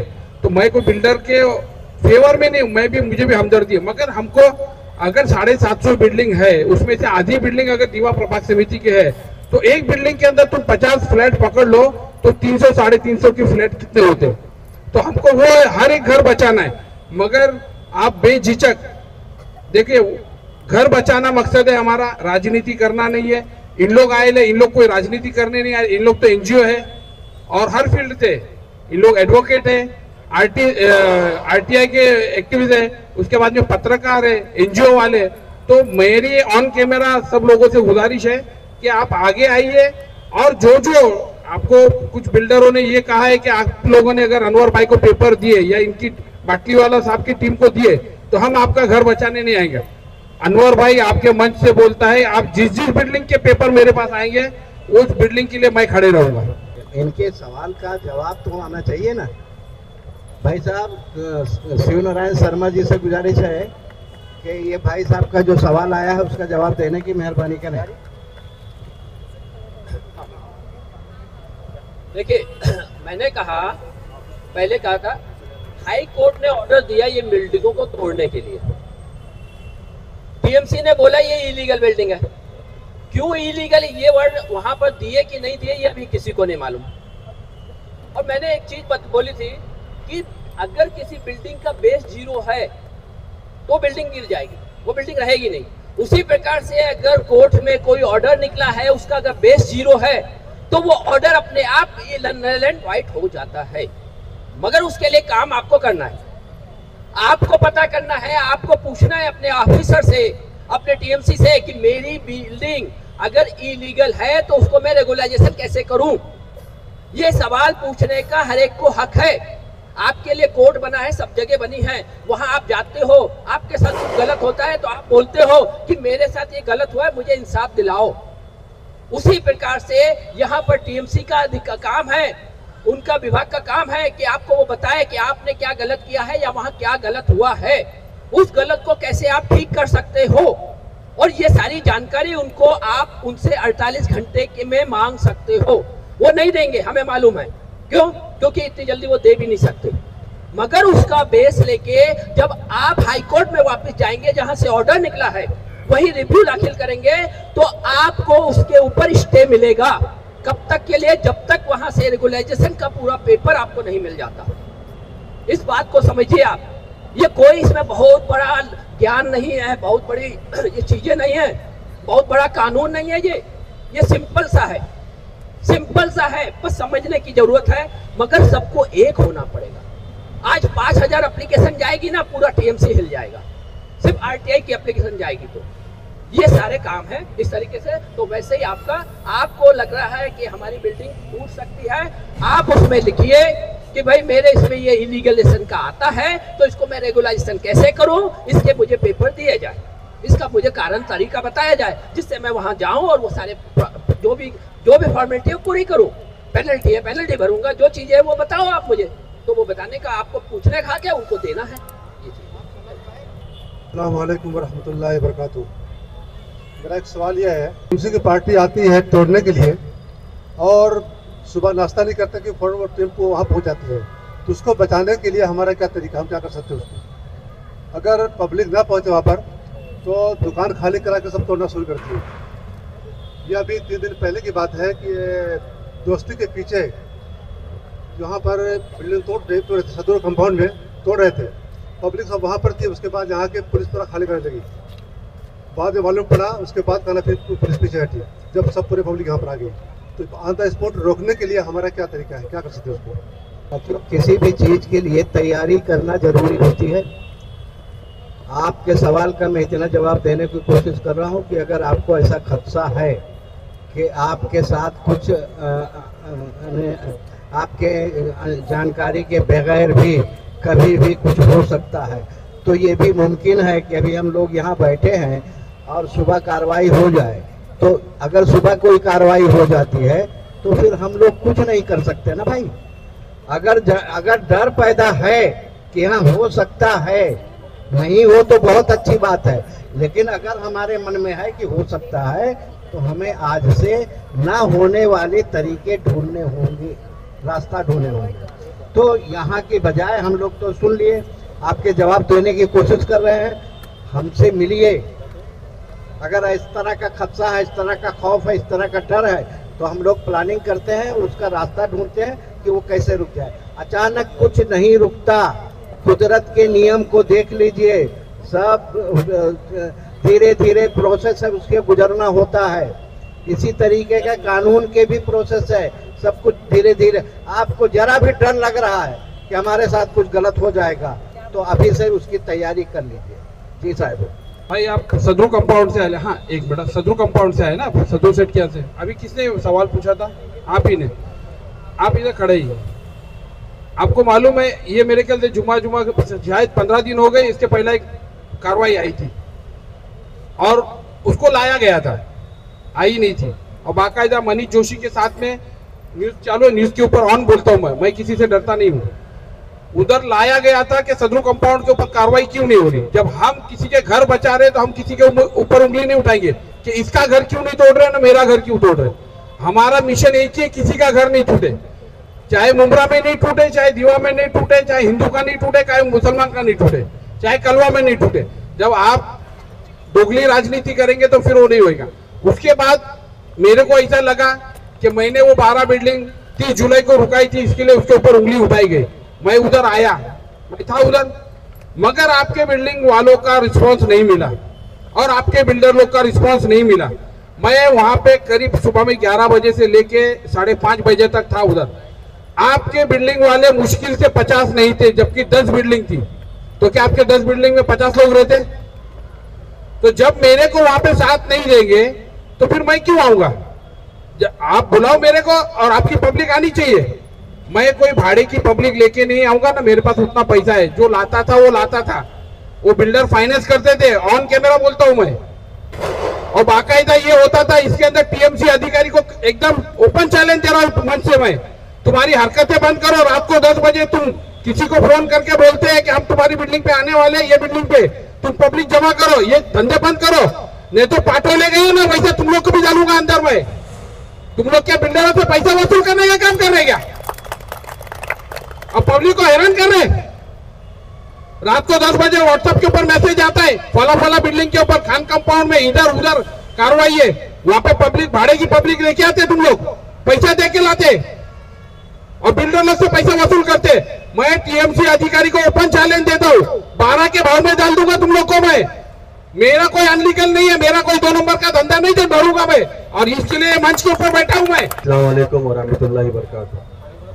सबसे पहले मैं इस्माइल सर, अनवर कच्ची, शर्मा सर, हमारी बहन, मैं पूरी टीम का शुक्रिया अदा करता हूं कि आप लोग बहुत दूर से चलकर हमारे मुमरा में आए। एक हौसला अफजाई के लिए तालीम लोग बजा दीजिए आप। दुनिया में बहुत कम लोग ऐसे होते हैं जो किसी मफाद, किसी मतलब के लिए भी आपकी मदद करते हैं। उनमें से कोई आदमी अगर हमारी हेल्प कर रहा है तो हम सब की जवाबदारी होती है कि हम इनका साथ दें, और इनका साथ उस वक्त तक दे जब तक ये हमारा साथ मांगे, और इनका साथ उस वक्त तक दे जब तक ये हमारे साथ खड़े रहें, और उनका साथ उस वक्त दे कि इनकी जान तक किसी की बात ना आए। और इस्माइल सर, मैं आपको इस बात का वादा करता हूं कि ये मुमरा के लोग हैं, इंशाअल्लाह ये आपका साथ उस वक्त तक देंगे और उस आखिरी हद तक देंगे, यहाँ तक कि आप वो कोर्ट का फैसला लाओगे इनके लिए कि तुम सबकी छत महफूज हो गई है। मैं यहाँ मुफ्ती साहब की बात को खुलासा करूं, मेरे साथ मत आइए, आप मेरा साथ मत दीजिए, हमारे टीम का साथ मत दीजिए। बिल्कुल हम आपका साथ लेने यहाँ नहीं आए, हमको अपने साथ ले लीजिए।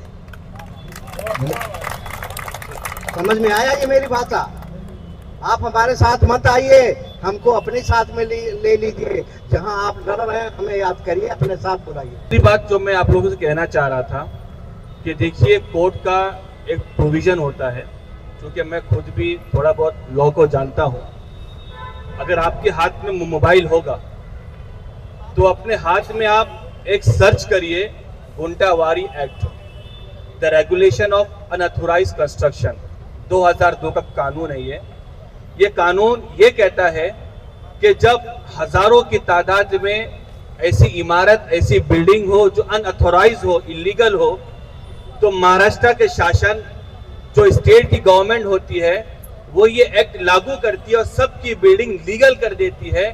इसकी एग्जाम्पल अगर आप देखना चाहते हो तो नागपुर के अंदर भी ऐसा हुआ, पूना के अंदर इस्माइल साहब, पिंपरी चिंचवड के अंदर हुआ, इसी तरह उल्लासनगर के हुआ, अंबरनाथ के अंदर हुआ। अगर हम सब लोग मुत्तहिद रहेंगे तो इंशाअल्लाह ये कानून हमारे यहाँ पास होगा और हम सब की छत इंशाअल्लाह महफूज रहेगी। और दूसरी बात तो मैं इन लोगों के सामने, हालांकि ये मुझसे बहुत सीनियर, मैं कहना चाहता हूँ, अरे जिन लोगों ने बिल्किस बानो के साथ गलत काम किया था, उनको जब मर्सी पिटिशन में मिल सकती है, जब उनको माफी मिल सकती है, और जिन लोगों ने राजीव गांधी कत्ल किए तमिलनाडु के अंदर, उसको भी मर्सी पिटिशन मिल सकती है। ये तो वो लोग हैं बेचारे, बेकसूर लोग हैं, इनोसेंट लोग हैं, इनको मर्सी क्यों नहीं मिलेगी? और मुझे पूरी उम्मीद है कि कोर्ट के अंदर जब हम कानून के थ्रू जाएंगे तो कोर्ट ये फैसला करेगा इन गरीबों का, इन आम जनता का कोई कसूर नहीं है, कसूर उन ऑफिसर का था, जैसे अनवर भाई ने कहा, कसूर उन थाना के ऑफिसर लोगों का था जिन्होंने पैसा लिया, बिल्डिंग बनने दी। और मुझे पूरी उम्मीद है कि ह्यूमैनिटेरियन लेवल पर, इंसानियत के लेवल पर कोर्ट इंशाअल्लाह हमारे हक में फैसला करेगा। और मैं दूसरी लास्ट बात कहना चाहता हूं, जो हमारे अनवर भाई ने कहा, हालांकि आप जानते हैं कि अनवर भाई अलग पार्टी से, मैं अलग पार्टी से हूं, लेकिन हम लोग यहाँ पार्टी के लेवल पे नहीं आए, हम सब लोग यहाँ पर इंसानियत के लेवल पर है। मैं भी दोस्ती में रहता हूँ, अनवर भाई मेरे पड़ोसी दोस्ती में रहते हैं, हम सब लोग, हम सब ये चाहते हैं कि हमारे जितने भी लोग हैं, क्योंकि हम जानते हैं कि 80 लाख का फ्लैट, 70 लाख का फ्लैट, 50 लाख का फ्लैट आम आदमी नहीं खरीद सकता। आम आदमी जो फ्लैट खरीदता 8 लाख का, 10 लाख का, 12 लाख का, तो जैसे हमारे तारिक भाई ने सवाल किया था, मुझे पूरी उम्मीद है इस टीम के साथ कि हम अपने डॉक्यूमेंट्स इनको लाके देंगे, और जब डॉक्यूमेंट्स देंगे तो कोर्ट हमेशा एविडेंस को देखते हुए, सबूत के देखते हुए ही फैसला करता है। और जब तक हम अपना कदम आगे नहीं बढ़ाएंगे, हम इनका साथ नहीं देंगे, तो ये तकरीर, ये स्पीच होती रहेगी, हमारा काम नहीं होगा। इसीलिए मैं आपसे ये इल्तिजा करना चाहता हूं, आपसे दरखास्त करना चाहता हूं कि आप एक ऐसी आपस में टीम बनाकर, या अनवर भाई जो जिस आदमी को भी अपॉइंट करेंगे, आप सब अपने डॉक्यूमेंट्स दें, ताकि हम कोर्ट के अंदर जाएं और कोर्ट से ये रिक्वेस्ट करें, वहां पिटीशन फाइल करें कि भाई यहाँ पर सिर्फ हजारों लोगों को नहीं, बल्कि 10,000 से ज्यादा लोग, घरों का छत का मसला है। और मुझे पूरी उम्मीद है कि जब हम लीगल तरीके से, कायदे से और पूरे पेपर को लेके जाएंगे कि 50,000 करोड़ का ये मामला है और 10,000 घरों का मामला है, तो कोर्ट इंशाअल्लाह हमारे हक में फैसला जरूर करेगी। और मैं एक आखिरी बात कहना चाहता हूं कि ये जितने थोड़े लोग यहाँ पर दिख रहे हैं, आप मायूस बिल्कुल मत होना। ये इतिहास गवाह है कि जब भी कोई तहरीक, ऑर्गेनाइजेशन या नेशन, महात्मा गांधी के साथ पहले पूरा नेशन नहीं खड़ा था, सुभाष चंद्र बोस के साथ पूरा नेशन नहीं खड़ा था, भगत सिंह के साथ पूरा नेशन नहीं खड़ा था, मौलाना उबैदुल्लाह के साथ पूरी कौम नहीं खड़ी थी, लेकिन ऊपर वाला जब हमारे दिलों को देखता है कि ये आदमी अच्छे नीयत से काम करता है, तो ये ऐसे ही होगा कि मैं अकेला ही चला था जानिबे मंजिल, मगर लोग साथ आते गया, कारवां बनता गया, और ये कारवां इंशाअल्लाह बनेगा। और मुझे अल्लाह की पूरी जात से उम्मीद है, ऊपर वाले हमारे मालिक खालिक से पूरी उम्मीद है कि कोर्ट इंशाअल्लाह हमारे हक में फैसला करेगा। मैं यहीं पर अपनी बात को खत्म करता हूं। अस्सलाम वालेकुम, जय हिंद। तो हमारे साथी सोनिका क्रांतिवीर शिवनारायण शर्मा जी ने मुझे तैयार किया, मेरे जहन को बनाया, तब आप यहाँ हम लोगों को देख रहे हैं और हम आप लोगों को देख पा रहे हैं जी। इस मामले के बारे में पता चला था तो हमने इस्माइल जी को बताया था, और फिर हमने शुरुआत जो जैसे भी है मुलाकात की, बातचीत की, और फिर हमने शुरुआत की, मीटिंग करी। और मीटिंग में जैसे कि जब हम पहली बार आए थे तब भी 2-3 महिलाएं थी, विक्टिम थी, जो उन्होंने ये बताया था कि उन्होंने किस तरीके से गहने बेच के और कैसे भी कर्जा वर्जा लेकर उन्होंने घर खरीदा था और उसके घर के साथ इस तरह का हादसा हो गया। तो अब वो क्या करें? तो यहाँ पे जो भी लीगली है वो तो काफ़ी कुछ आप लोगों को बताया गया है, वो सब तो करना ही करना है। सबसे पहले डॉक्यूमेंट देखने हैं, डॉक्यूमेंट के आधार पे फिर आगे होगा। लेकिन इसमें जो भी लड़ाई होती है इस तरह के मामलों में, घर से संबंधित मामलों में, सबसे ज़्यादा ज़रूरी क्या होता है कि जैसे कि आप लोगों ने, महिलाओं ने अपने गहने दिए और जो भी है घर में पैसा बचा के जो आप लोग रखते हो वो सब चीज़ें लगा के आपने घर खरीदा था। तो ये जो लड़ाई है ये आधी लड़ाई महिलाओं की भी है। महिलाओं की इसीलिए है क्योंकि उनको घर का खर्चा कैसे चलाना है वो सब वो देखती हैं, इसलिए उनको बहुत ज़्यादा करीब से इस चीज़ से वो गुजर रही हैं, परेशानियों से। तो सबसे ज़्यादा महिलाओं को आगे आना है। अगर महिलाएं आगे आएंगी तो फिर काफ़ी कुछ जीत वहीं पे हो जाएगी आप लोगों की। मुख्य बात है कुछ अवेयरनेस है, कुछ चीज़ों की जानकारी जैसे हो गई, जैसे शर्मा जी ने बताया कि अगर आप RTI लगाओगे तो भी बहुत असर पड़ेगा उसका। तो ये कुछ चीज़ों में महिलाओं को सबसे ज़्यादा आगे आना है। जैसा कि अक्सर होता है महिलाएं ज़्यादातर घर पे रहती हैं लेकिन जेंट्स लोग काम पे चले जाते हैं। तो जब महिलाएं घर पे हैं तो आप लोग एकजुट होइए और ये RTI का कम से कम शुरू कीजिए। शुरुआत आप लोग कीजिए, आप लोग करेंगे तो सबके सब अपने आप जुड़ते चले जाएंगे और बहुत बड़ी संख्या हो जाएगी आप लोगों की और जीत आसान हो जाएगी। ठीक है, तो मैं यही कहना चाहूँगी, आप लोग सब जुड़िए, बहुत ज़रूरी है। जैसे कि एक पाश की कविता है, मुझे वो लाइन इतनी याद नहीं रहती है, उसमें यही है कि सबसे खतरनाक क्या होता है? सबसे खतरनाक पुलिस की मार नहीं होती है, कोई शोषण नहीं होता है, सबसे खतरनाक होता है हमारे सपनों का मर जाना। आपका सपना क्या था? घर था, किसी ने मार डाला, जो भी है। जिस दिन आपके सपने मर गए उस दिन आप समझ लीजिए कि जिंदा लाश है। तो जिंदा लाश नहीं बनना है, आपको जिंदा रहना है। ये जो पंक्तियां हैं वो अवतार सिंह संधू पाश की थी, जिनको आतंकवादियों ने गोलियों से मार दिया था, पंजाब के कवि थे वो। तो यहाँ पे है मेरा वही कहना है, आप लोग आगे आइए और लड़ाई जीतिए। ठीक है, धन्यवाद। अस्सलाम वालेकुम, मैं आमना खान, मैं भांडुप से आई हूँ और ये आपकी लड़ाई के लिए हम के लिए खड़े हुए हैं।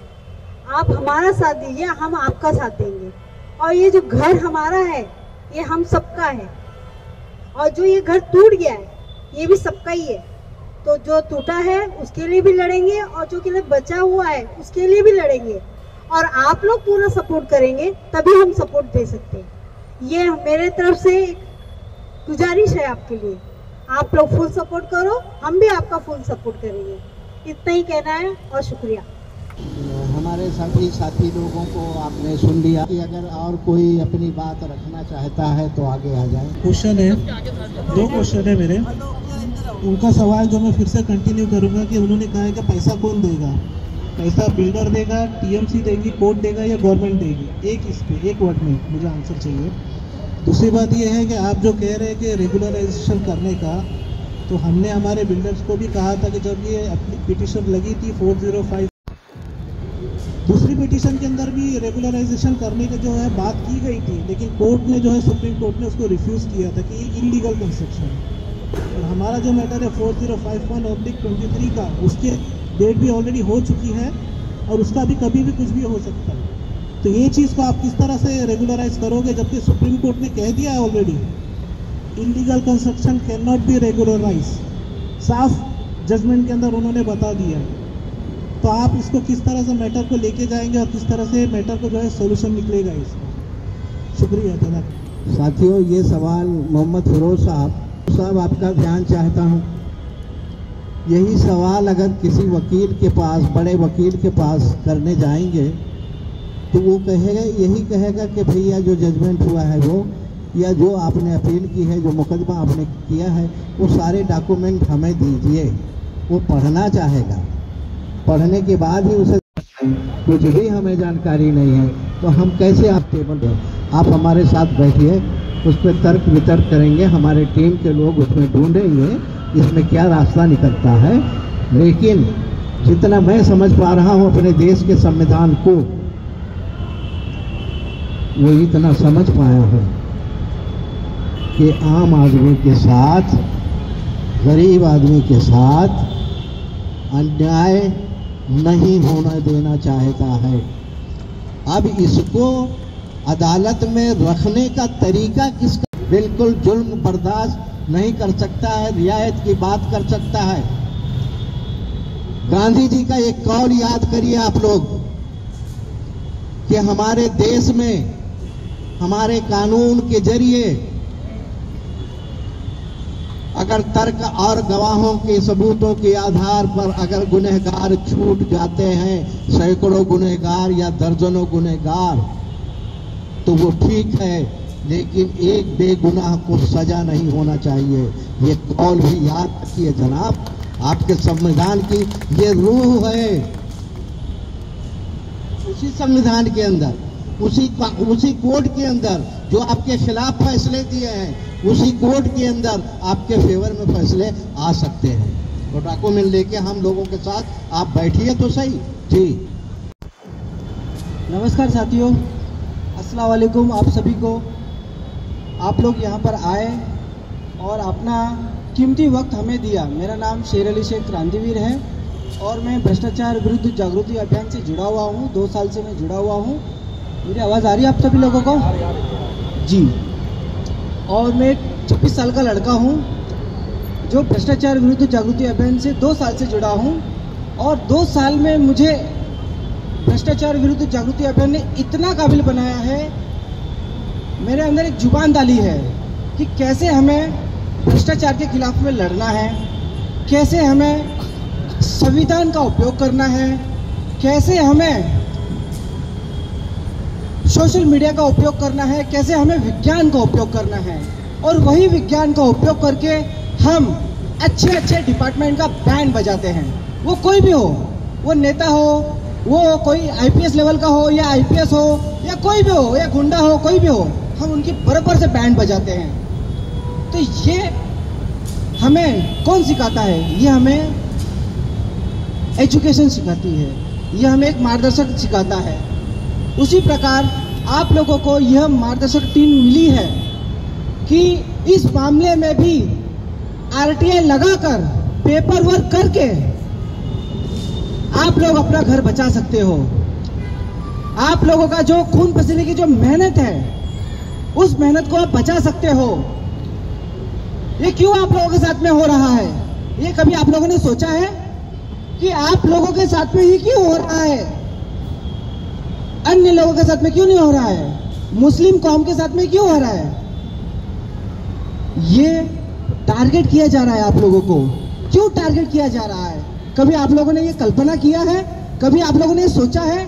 नहीं सोचा है, क्योंकि हमें सीमित रखा गया है, हमारे बुद्धि को सीमित रखा गया है, इसलिए हम वहां तक सोच ही नहीं पाते, हम विज्ञान का इस्तेमाल कर ही नहीं पाते, हमें कानून की ज्ञान मिलती ही नहीं है, हमें संविधान का मूलभूत अधिकार ही नहीं मालूम है कि हमारा मूलभूत अधिकार क्या है। यहाँ पर बताया गया है कि आइए देश के संविधान के अनुसार मुमरा उसको बेहतर बनाएं। तो ये कैसे बना सकते हो आप बेहतर? आप कानून की जानकारी लेकर, समझकर मुमरा को बेहतर बना सकते हो। पेपर वर्क की दम पर, कलम की नोक पर आप मुमरा को बेहतर बना सकते हो। और जो आप लोगों का जो बिल्डिंग टूटा है या टूट चुका है, उसका मुआवजा, कंपनसेशन और अपना अधिकार, हर एक चीज आप लोग पा सकते हो। आप लोग शेरे मैसूर टीपू सुल्तान की कौम हो।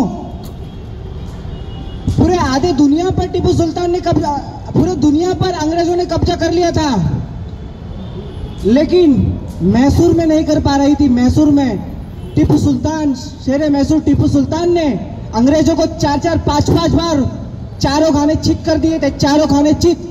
उन्होंने विज्ञान का इस्तेमाल किया, उन्होंने कलम का इस्तेमाल किया, उन्होंने अपने बुद्धि का इस्तेमाल किया। बुद्धि का इस्तेमाल करके उन्होंने अंग्रेजों को 4-4 बार चारों खाने चित कर दिया। कैसे? विज्ञान का इस्तेमाल करके, अपने बुद्धि का इस्तेमाल करके। वो जिस समय अंग्रेज मैसूर पे कब्जा कर रहे थे, पूरे दुनिया में, पूरे उन्होंने हिंदुस्तान में कब्जा कर चुका था। पाकिस्तान से लेके कन्याकुमारी तक, कन्याकुमारी से लेकर आसाम, सब जगह उन्होंने कब्जा कर लिया था। लेकिन एक पंजाब और एक आपका मैसूर, वहां पर कब्जा नहीं कर पा रहे थे। लेकिन अपनों ने ही टीपू सुल्तान को कमजोर किया, अपनों ने ही टीपू सुल्तान को कमजोर किया। उन्होंने कई जगह गुहार लगाई कि आइए हम सभी लोग मिलकर लड़ाई लड़ते हैं, मिलकर लड़ाई लड़ते हैं। लेकिन किसी ने भी साथ नहीं दिया, वो कोई भी हो। उसी प्रकार आप लोगों को बोला जा रहा है कि आप सभी लोग आइए, जो आप लोग आएंगे और इसमें भागीदार लेंगे और 100% आप लोगों को इसमें जीत मिलेगी। आप लोग क्या समझते हो कलम को? कलम में ही ताकत है। कलम से ही बाबा साहेब अम्बेडकर ने संविधान लिखा, आरबीआई जैसे बड़े संस्थान को बनाया, हिंदू कोड बिल बनाया, ऐसे कई सारे उन्होंने काम किए। उनकी तरह कोई नहीं था ज्ञानी। मैं एक मुस्लिम होकर बाबा साहेब अम्बेडकर को जानता हूं, समझता हूं, कानून को समझता हूं। ये किस वजह से? ये उन्होंने हमें अधिकार दिया है, तो हमें उस चीज का अधिकार का पूरा इस्तेमाल करना है। संविधान ने हमें इतनी ताकत दी है कि हम अच्छे से अच्छे भ्रष्ट अधिकारियों को हम जूते मार सकते हैं, उनको बीच चौराहे पर हम नंगा कर सकते हैं। लेकिन आप लोग अगर उस चीज का इस्तेमाल नहीं करोगे, अगर मूलभूत अधिकार नहीं समझोगे, तो आप लोग किसी को नहीं मार सकते। एक हवलदार भी आएगा, आपको जूते मार के चले जाएगा और पैसा लेके चले जाएगा। तो आप लोगों को ये इस्तेमाल करना है, कलम का इस्तेमाल करना है। जो भी आपके पास डॉक्यूमेंट्स है आप लोगों के घर का, आपके पास एग्रीमेंट की कॉपी होगी, आप लोगों के पास पेमेंट रसीद होगा, आपके पास जो भी दस्तावेज होगा उसकी कॉपी आप हमें भ्रष्टाचार विरुद्ध, हमें इस टीम को, फैक्ट फाइंडिंग टीम को दीजिए। उसके ऊपर आप लोगों को आरटीआई बताया जाएगा कि आरटीआई कैसे लगाया जाए। अगर 5000 आरटीआई अगर डिपार्टमेंट में जाएगा ना, हमारा जब एक आरटीआई जाता है ना तो अच्छा डिपार्टमेंट हिल जाता है। ऐसे शब्द हम लोग लिखते हैं, जो शब्द लिखा जाता है ना उससे दिल पे चोट लगती है, दिल पे। तो वैसे अगर आप लोगों का अगर 5000 आरटीआई जाएगा थाने महानगर पालिका में, तो हर एक डिपार्टमेंट हिल जाएगा। तो उसी के आधार पर हम आगे की कार्रवाई करेंगे। तो आप लोग आइए, इस मुहिम में सहभाग लीजिए, ज्यादा से ज्यादा संख्या में सहभाग लीजिए और अन्य लोगों को भी जोड़िए। कलम कोर्ट जो है, कोर्ट आखिरी रास्ता है, एकदम आखिरी। जब हमें कोई भी विकल्प ना बचे ना, कोई भी विकल्प, उसके बाद कोर्ट जाएगा। लेकिन सबसे पहला हमें डॉक्यूमेंटेशन आरटीआई लगाना है, डॉक्यूमेंटेशन करना है, उसके बाद ही आगे देखा जाएगा। उसी में हो सके आप लोगों को जीत मिल जाए, आरटीआई लगाने से जीत मिल जाए। राइट टू इंफॉर्मेशन एक्ट 2005, हमको इसका इस्तेमाल करना है। और क्या है, हमें दस्तावेज पूरे निकालने हैं। तो आप लोग इसमें तैयार हो आरटीआई लगाने के लिए? आप लोग और लोगों को जोड़ने के लिए तैयार हो? मेरे साथ बोलिए, हाँ हम लोग तैयार हैं। हम लोग संविधान का इस्तेमाल करेंगे, हम लोग संविधान का इस्तेमाल करेंगे, हम लोग अपने मूलभूत अधिकारों को जानेंगे, हम लोग भ्रष्टाचार के खिलाफ में लड़ेंगे, हम लोग भ्रष्टाचारियों को सजा दिलाएंगे। धन्यवाद। इतना बोल के मैं अपने शब्दों को यहीं पर खत्म करता हूँ। Thank you. शेर अली साहब युवा हैं जिनके जज्बात को और कानूनी पहलू को भी आपने सुन लिया। अब मैं समझता हूं कि हमारी सारी चर्चा करीब कंप्लीट हो चुकी है। अब आखिर में अनवर कच्छी साहब से मैं मुखातिब होना चाहता हूं। अनवर कच्छी साहब, ये जो आपके महफिल है, हो सकता है इसकी तस्वीर कर अखबारों में छप जाए कि अनवर कच्छी साहब ने जलसा बुलाया था, वहाँ लोग हाजिर ही नहीं थे, बहुत कम हाजिरी थी, उनकी कोई सुनता नहीं, कोई मानता नहीं। मैं उसके लिए कह रहा हूँ कि यही हमारी टीम की पसंद है, यही आपका बहुत कामयाब जलसा है।